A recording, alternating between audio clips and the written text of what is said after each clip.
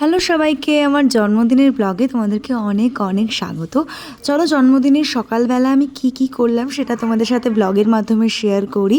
তো সকালবেলা উঠে স্নান করে আগে ঠাকুরকে প্রণাম করে বড়দের সবাইকে প্রণাম করার পর আশীর্বাদ নেওয়ার পর বড় মামার সাথে বেরিয়েছিলাম বাজারে। আমার মন পছন্দ মতো যা যা কেনার ছিল সব বড় মামা কিনে দিয়েছে, সব কিছু।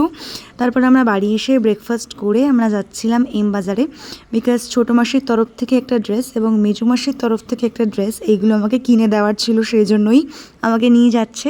এবছরের 20তম জন্মদিনটা আমার সেরা কেটেছে।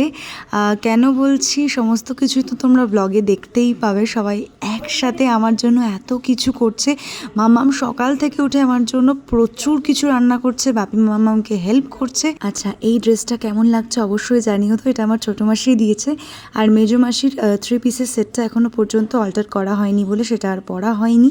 তো যাই হোক, তারপর মল থেকে বেরিয়ে আমরা একটু আমুল কুল খেয়েছিলাম, আর বাড়িতে এসে আমি আমার আউটফিট আবার চেঞ্জ করে দিয়েছি। এটা মাম্মাম দিয়েছিল। সবাই আমাকে ধান দুর্বা দিয়ে আশীর্বাদ করবে, সেই জন্যই আমি দুর্বাগুলো তুলতে এসেছিলাম মাঠ থেকে।